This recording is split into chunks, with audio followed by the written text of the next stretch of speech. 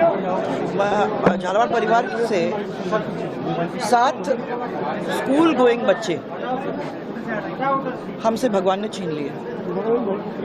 करीबन 27 बच्चे घायल हो गए हैं और जैसे ही हम लोगों को ये मालूम पड़ा, आघात तो लगा ही लगा हम दोनों को और हम तुरंत ही दिल्ली से निकल गए। आते आते ही मुझे 7-8 घंटे बाय कार, क्योंकि कोई प्लेन वेन कुछ भी था नहीं, तो हम लोग सीधे दिल्ली से ही आ रहे हैं। मैं समझती हूँ कि सबसे पहले तो शिक्षा विभाग जो प्रदेश का है वो सभी स्कूलों का सर्वे करवाएं। जहाँ भी स्कूल जर्जर अवस्था में है, ऐसे बच्चों को वहाँ से किसी दूसरे सुरक्षित स्कूल में पहुँचाने का काम करे, ताकि ये फिर से जो हुआ है वो रिपीट ना हो। और प्रॉब्लम ये भी हो सकती है क्योंकि बरसात का समय है, बहुत ज़ोरदार बारिश आ रही है। झालावाड़ के अंदर तो बारिश बहुत ही ज़ोरदार होती है। चिंता इस बात की है कि कोई दूसरे बिल्डिंग के साथ ऐसा ना हो, तो कोई भी जिस पे प्रश्न चिन्ह हो, उनके बच्चों को शिफ्ट करना ज़रूरी है। और जो स्कूल ऐसी स्थिति में आ गए हैं, उनको गिराकर नई बिल्डिंग बनाने का काम हम लोग करें, ताकि बच्चों की ज़िंदगी के साथ कोई खेल ना हो। अगर ये पहले चिन्हित हो जाते तो मुझे लगता है कि किसी सुरक्षित भवन में शिफ्ट हो जाते, भले ही नई न बनते पर अपन सुरक्षित उनको कर लेते, तो ये स्थिति में वो नहीं होते। अब ये जो भय का वातावरण है, उस भय के वातावरण को हम लोग शांत करना चाहते हैं और कुछ ठोस काम उसमें लाने की कोशिश करना चाहते हैं, ताकि ये चीज़ रिपीट ना हो।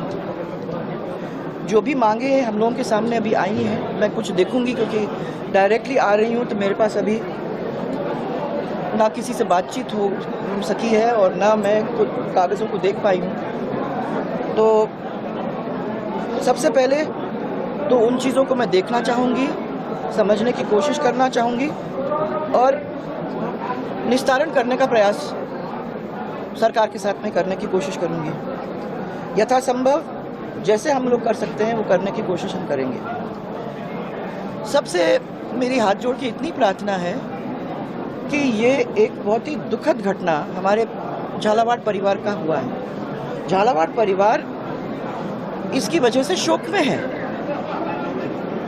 मेरा खाली सब लोगों से इतना ही निवेदन है कि बाहर के लोग न आएं, इसको पॉलिटिसाइज न करने की कोशिश करें और थोड़ी सी सेंसिटिविटी दिखाएं झालावाड़ के परिवार के साथ, और जो हम लोग अभी जो हम पे से हमारे दिल पे से गुजर रही है उसको समझने की कोशिश करें।